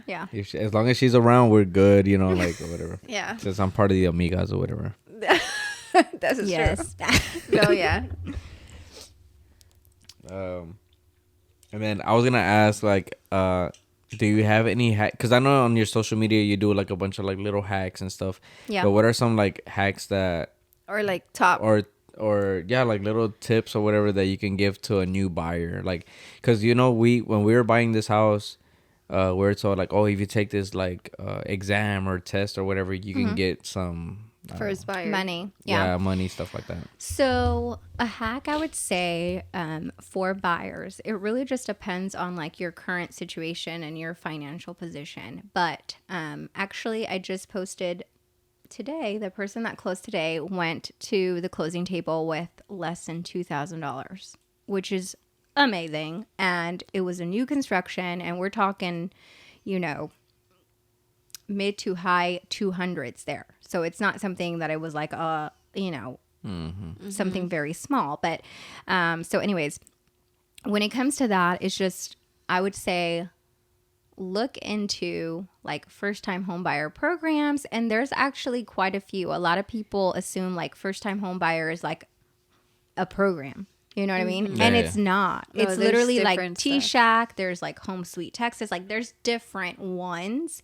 So that's my little Hack. Yeah, that's my Yeah. hack. Like, look into that. Like, literally, it's so easy now with Google just to be like, first time home buyer programs in Texas. Boom. So there's what not pops one. up? There's not one specific one. It's There's just like not. there's a lot of different ones. Like And also, different lenders handle different programs. So the lender Yeah. that you end up going with might not handle that program. It doesn't mean it doesn't exist. It just means that they don't handle it. yeah, So if you want to go with that specific program, then find a lender who That does will- do it. Yeah. Yeah. And so most of them will handle some type of down payment assistance program. So, like, you know, that's what I'll say about that. And so, really, just a lot of people sometimes are scared just to like start the process and talk to someone. But like, all of that is free, man. Yeah. Like, literally, it's like even me. I talk to people and they might not buy from me like ever, or they might come back to me, which has happened like a year later. Like, I'm okay with that. You know what I Yeah. mean? And why am I okay with that? Because I want to put that out as like my business practice, and I want to like just help people and give them information in hopes that, yeah, they come back to me and they give me business. But Yeah. it's not a guarantee. No, yeah, for sure. You know what I mean? And so, anyways, same thing with lenders or loan officers. They work the same way. They don't get paid unless they can actually close that for you. So it's to their benefit to give you helpful knowledge and information. So Yeah. literally, and it's free, you know? Like, you don't even have to submit your information to a lender. Like, you can have a conversation with them and Yeah. they will tell you, hey, this is approximately how much you would potentially need, you know, yada, yada. Yeah. Okay. That's pretty cool to know because I didn't even know that. Yeah. No. I thought that the loan officer was like assigned by the house or Absolutely not. You can choose your lender in the state of Texas and you can choose your realtor. So, and tip, you don't have to use like what lender that your realtor recommends you. So, for example, I have some references that I give to people who reach out to me, potential clients, but that doesn't mean they have to use them. Yeah. And I tell them that, like, in the state of Texas, you have the option to choose. So you could go with Chase Bank, a credit union, or some of these local lenders. These are the differences, right? Yeah. In going with a bank versus this. And again, and then I tell them, like, I will give you some references, but you don't have to go with them. You can go with whoever else. yeah. Damn, that's pretty crazy. I didn't even know that. Yep. Yeah. Yep. All right, guys. So For sure. we're gonna go on another break. Yeah. Last one for show. For sure, last break. And then Last after break. that, we're going to play some Family Feud. Family Feud. Let's do it. All right. I have one more question. Yes. So it's just basically like, what's your long-term goals and then your short-term goals in the real estate like World. world? Yeah. So I think short-term goals are to hit my like gross revenue, right? That's always a goal. Like, that's always You always want to shoot for a goal because you need to be able to, again, track your stuff and know. But so if I'm honest with you, before, you know, when I was like doing like the working for attorneys, doing the litigation paralegal stuff, I always thought, like, I didn't have any concept of money, if that makes sense. It was not that I didn't have concept of money. I just thought, like, I didn't know anyone who was making real money, so I didn't know, right? And so I didn't have anyone to ask. Like, there's no one like in my family that I could be like, hey, like, how much do you make? And then maybe like I can compare it, right, or something. Yeah, like get a feel for like Yes. what, yeah. And so, anyways, all my information that I gathered was all like online, honestly.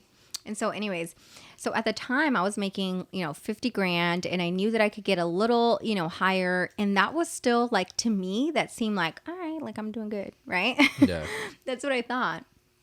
And then, you know, I got my bachelor's degree, and then I was like, okay, like, what am I going to do? Am I going to do something with this? Right. Yada, yada. Anyways, my goal was initially, yeah, I want to make more money. Like, that was my mentality. Like, what can I make more money with? And so, anyways, all that to say is I set a goal to, like, I want to get to 6 figures before 30. Like, I don't know how I'm going to do it, but I'm going to fucking do it. And so, anyways, happy to say that I've done that, and I'm like so fucking proud of myself. Congratulations. That's Thank crazy. you. Yeah, and so it's wild.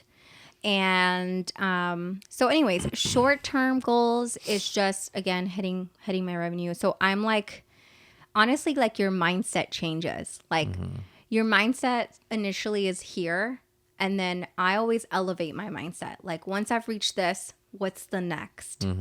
So short-term goals is I want to definitely, like, now I'm shooting, you know, More. for Higher, sure. Yeah. And so, but then also, you know, families' lives that I impact also have like a huge deal to do with it and make me feel just good, honestly. Like it makes me feel good. That's really good. Yeah. So, go ahead. And then I'm sorry. long term, I want to eventually, what my long term goals are is like I want to build generational wealth. I want to be able to pass something on to my kids because, like, again, like what I come from is like nothing. Like no one teaches you that. It's not a thing. Like I thought like, oh, it's probably not going to be possible. Like I'm first generation. Like I'm not going to be able to make it, you know? But like my goal is to be able to have something to pass on to my children. And I'm not just talking about like my house. It's like I want to be able to put them through college and them not have to worry about paying, right? Or like, oh, I have to work and I can't concentrate.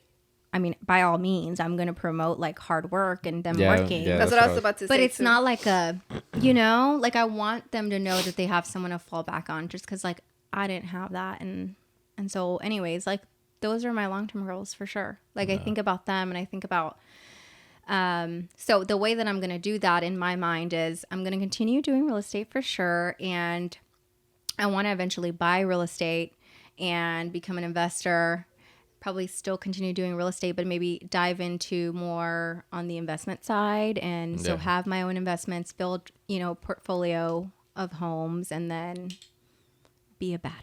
Damn, hell You yeah. already Get are that money. Fuck. No, yeah, Very because that's what we motivating, want right? to do too. Fuck yeah, it's motivating. Yeah. Like, you know, I just want to fucking end the podcast and go work. I'm about to go fucking buy a house and rent it out. No, yeah, that's a goal for us too. Like, Yeah, it's I real mean, estate. we've talked about it. Yeah. Because I'm like, oh, I want to do the real estate, you know, but I don't want to be the realtor. And I'm like, it's a great, I always tell you, Yeah. right? I've told you before, I'm like, it's a great way Yeah. for me and Rose to just, because Yeah. we don't talk every day, guys. But I mean, No. we're like best friends since like ninth grade, pretty much. And we've just keep in touch randomly, right? Yeah. But I tell him, like, oh, it'd be a great way for me to like, hey, I want to get this house. I want to sell it. Like, Yeah. I'll hire you For as us the- to work I together. wouldn't want on to that, sell for this sure. house. I'd want to rent it. Yeah. This house? Yeah. We talked Any house, Oh, but we talked about selling this one. She's like, we talked about please. it. I'm doing I even made a whole ass plan with I us changed my about mind. it, No, no, yeah. but those are good short-term and long-term goals. Yeah, because you reached 6 figures. Yeah.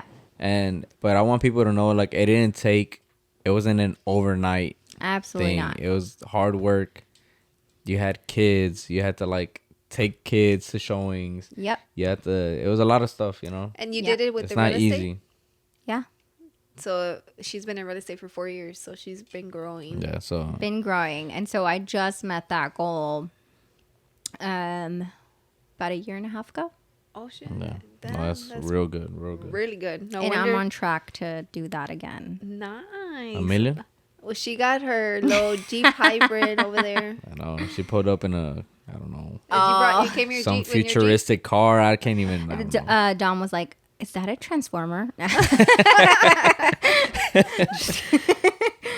But All right. is there anything besides like a tip that you want to give out to like a beginner realtor or somebody who might think that this is their Honestly, way to I go. think that you just have to believe in yourself. Like, yes, having like knowing how to get there, right? Like how to get your real estate license, stuff like that. Like you can Google that. Trust me. You know what I mean? But I think that what elevates you from just knowing how to do it, because what does knowing how to be a real estate agent do if you can't actually apply that? And literally, you only know and grow and learn by your experiences. So honestly, no real estate transaction is the same. right? So I'm still like encountering things, and that's honestly that intrigues me in a field because I hate being like boring and not right. Yeah. So I like challenges. But anyways, what I say is you have to believe in yourself, like, and you have to have that mindset, right? Have you heard that like tons of people who are wealthy have like a routine, have affirmations, journal? Why do they do that? Why do people who are millionaire CEOs do that? You're like, that's stupid. Clearly it's not. Okay, look it up. It's because like, you know, it's a mindset game. I have a schedule, and I'm constantly changing up my schedule. Constantly. Yeah, constantly, because I'm always like, fuck, like I'm doing way too much. I need yeah, and it's just a thing where you wanna be able to get work done efficiently and not stack up, not have like these crazy goals on a day-to-day basis. It's just like, okay, as long as I did this, I'm good for the day, whatever, and make money throughout the week type shit. It's affirmations and having your little. So all that stuff I think is super important. Very important. Even though it sounds really cliche, but trust me. Yeah, like, and it does. Yeah, because I used to think like having a schedule was kind of like weird. Yeah. Or people like, oh, you have a schedule? Like, the fuck, you know? But it's like what was the point of you being self-employed? Like, that's not going to make you successful just to be like, I'm going to wake up at 9 a.m. or I'm going to work whenever. I woke up at 9:30 today, and that's not going to make you money. I woke up at 7:30, stayed in bed till like 8. I, brushed my teeth, and I headed out to my mom's, Yeah, she's like, before she walked out, she's like, you're going to wake up right now, right? I'm like, yeah. And then I didn't wake up till 9:30. Milo woke me up. But I told him it's okay, because I know he wakes up, when he wakes up like at 6:30 to go work with his dad. So I'm like, it's like, hey, just sleep in, Yeah. And I know Milo's been sick, so it's not the same, For sure. Yeah, But with that being said, guys, we're not going to take a break. We're not going to take a break. We're going to play a quick game of Family Feud. Let's do it. Rules is y'all have to say bang or like make a noise. So I know who to call. She's going to say, okay. Okay. Jinx, you owe me a $1. So we're going to do is actually we're going to do a little bit different. All right. I'll just give you like 2 chances. Like you answer, and if your answer is not number 1, then I'll go to him. And then if his answer is number 1, then he'll get a chance to answer 2 more times or 1 more time. Okay. All right. It says, name something that turns brown. That turns brown? Yes. You didn't even have a fucking I didn't have anything. Cookie dough. Damn. All right. Your turn. I don't want to say my answer. Say it. Poop. Jinx, you owe me soda too. I'll take my Dr. Pepper back. Coke Zero, please. Both of y'all. So you can steal again. That turns Name brown? something that turns brown. That turns brown. That's weird. Oh, bananas. Oh, good job. That's answer number 1. Ooh. Give me one more answer. One more? Yeah. Leaves. Yes, that's number 2. Good job, babe. Okay, I would have not been able to. That's pretty good. Milo would have been like, good job, puppy. Here you go. I'll give you the card just so you Thanks, mommy. Rose was like, okay, getting kind of uncomfortable. Get a room. Get a room. Name something people know about Dumbo. He has big ears. Answer number 1. I get another one? Another one. He's an elephant. Yep. Answer number 3. Good job. Okay. Rose, come on. I know. Hey. You can do like any sound. You don't got to do that. Okay. And I have not heard these It's because cars Roland is just doing it, and he doesn't even have an answer in his head. He's literally coming up with it. I know what you're doing. Hey, the last one I lost this. Yeah, he did lose. Name a food you put on the top of your shopping cart. A Kurt.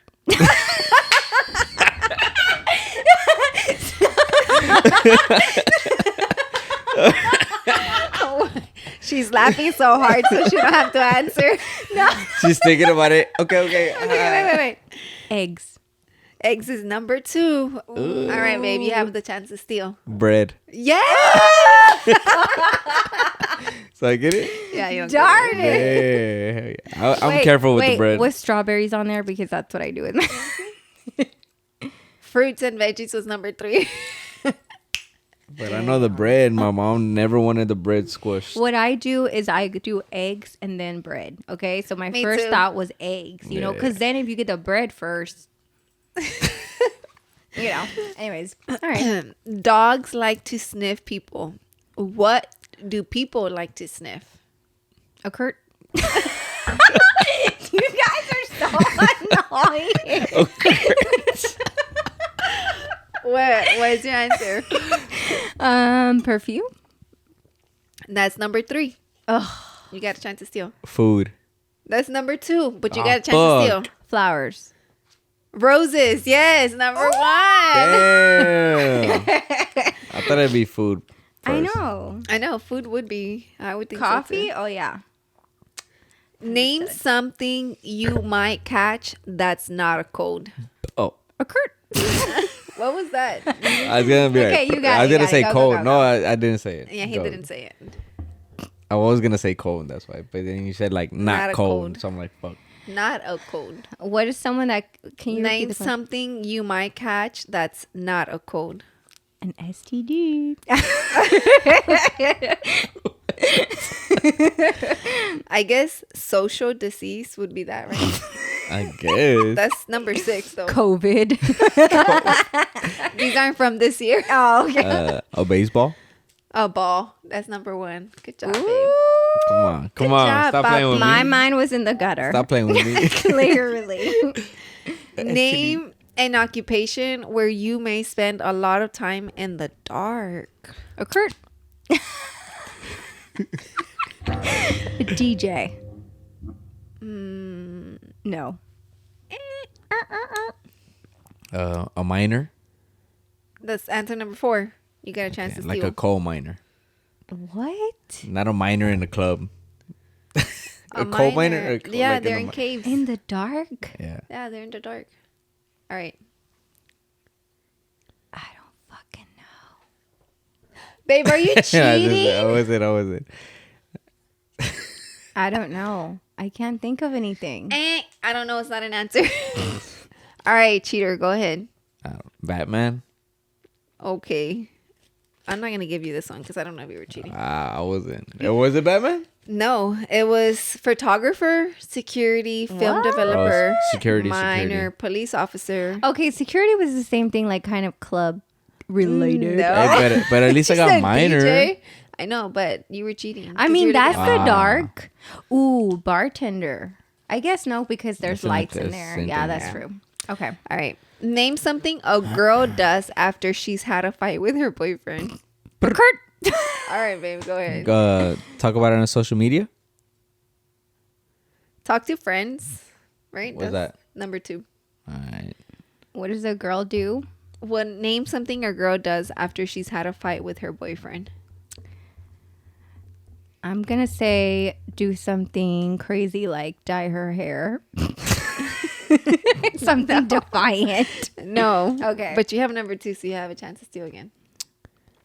After she fights with her boyfriend, Mm-hmm. it's a boyfriend girlfriend. All right.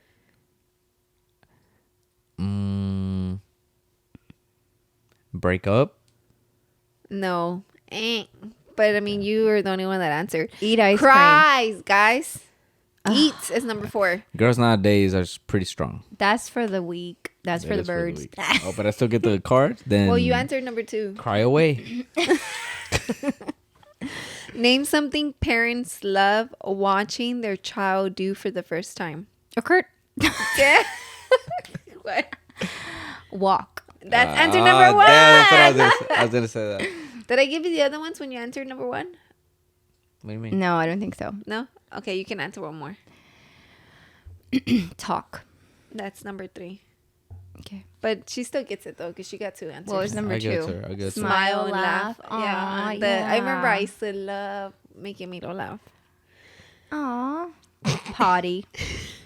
What is the other I don't one? think that I even see it. love that, but Potty.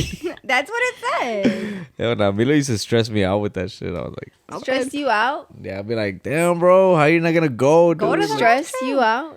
You really gonna say that? She's like, stress me out. Shit, No, guys, no. I think Let's I said the wrong. clarify- I think I yeah. said the wrong answer, guys. No, let's clarify this. I was potty training Milo. Roland was gone for 2 days. Oof. Came back and fucking put the diaper on. Hey, guys. You just set him back a week doing Yeah. that. I did. You I literally did. He did. I did. I He did. After that, not even kidding, I just fucking gave up. And I was like, I'm not I even- did. I did put the Oh, diaper on God. him. Hey, I was fuck it. like, It was dude, easy. all you had it to was, fucking do was take him to the it was restroom. easy for me. I was like, all right, Shake bro. my head. Yeah. Name something women do for their sons that they also do for their husbands. Oh, that didn't even let you finish. What? Cook. Cook is number 1. Oh, What's number 2? Or another answer? Did they do for their sons? Oh shit. What do you do? What do you do? What do you do for me? Change their clothes. Iron their clothes. No. Damn, I do a lot of this for you. For And you real. couldn't get it right. Oh, I in know my what it is. head. I know what it is. Go ahead though. wash your clothes. Laundry. That's 2? That's 3. Oh, I was gonna say that. Laundry? Yeah, laundry. Like wash your clothes. Yeah. Yeah. So he answered number 1. You answered number 3. I'll give both of y'all to answer one more time. Ready, set, go.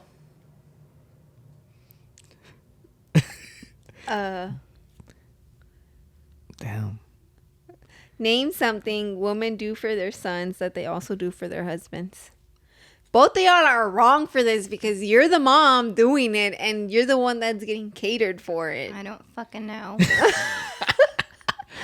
Just Wait, give an don't say answer. it. Don't say it. Don't say it. I can give an answer. Okay, go. I would say like kiss them or nurture them. Kiss and hug. Our group hugs. We do that. That's the number 2. That's number 4 is clean up after. Is number 2? Kiss. Yeah, that's number 2.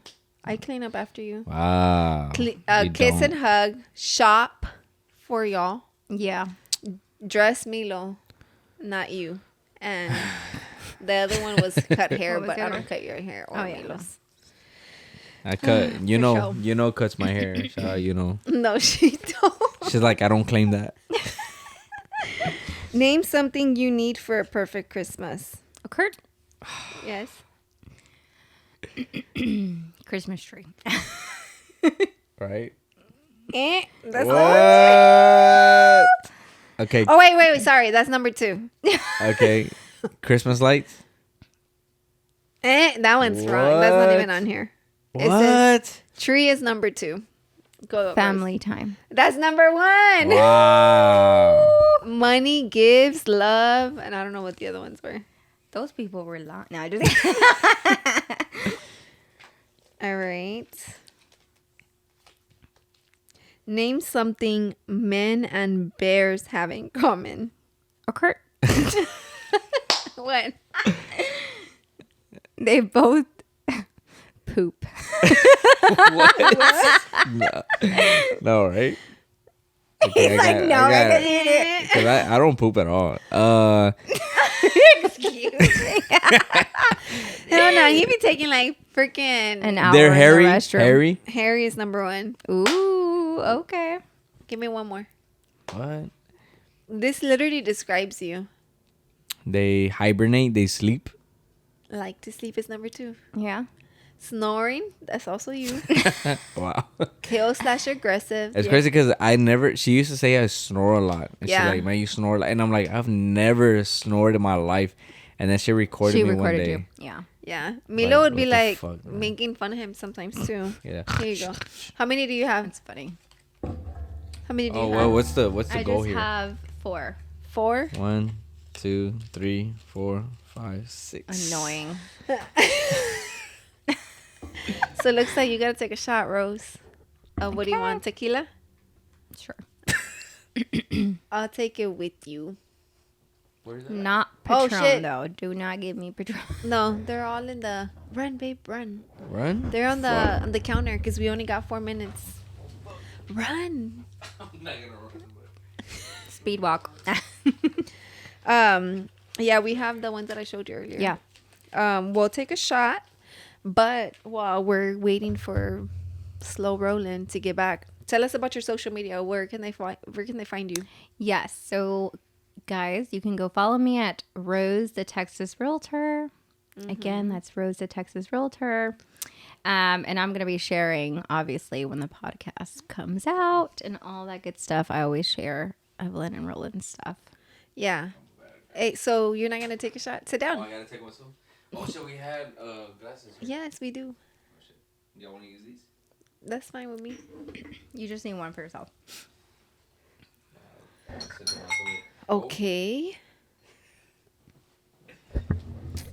All right, guys. You mean okra? It's because you said she was gonna take a shot because she lost. No, she did lose. Did I win for no reason or? You don't have to. Hey, I'll you take do a it. shot. I'll do when it, I'll you do it, I'll win do it. Too. To celebrate. What's your favorite part of your face? What? My face? Yeah. Nose, mouth, or eyes? Choose mouth. What the hell? It's because she's gonna fill the cup Babe, up. what the heck? I think nose. All She's right. like, I think chin. Let's do the nose. I think Okay. What the heck? It's not coming out. It's not coming out. Glitch in the she's matrix. like, excuse me. Okay, stick your whole finger. Technical difficulty. Yo, what? Try it. Have y'all even opened that? Yeah, it's open. We've drank from that. Oh, there you go. Oh fuck. Nose. All right, babe, what's your favorite part? Nah, because we Oh, already so- know what it is. Nah, you My don't chin. Everyone does nose. I think my favorite part's my eyes, but I also love my cheekbones. Okay. I'll do it to your Cheekbones? nose bone. Hey, you didn't tell me that was a part. No, just kidding. Oh, I just saw it. I right like now my that I'm looking- cheekbones, too. I know that I just, but it's the nose and the cheekbones are in the same area. Yeah, that's true. All right, guys. So y'all know to find her on Instagram at Rose the Texas Realtor. on Rose IG. the TX Realtor. Yeah. She's the Yeah. goat. Cheers. Cheers. She is the goat. She's also my best friend. Yep.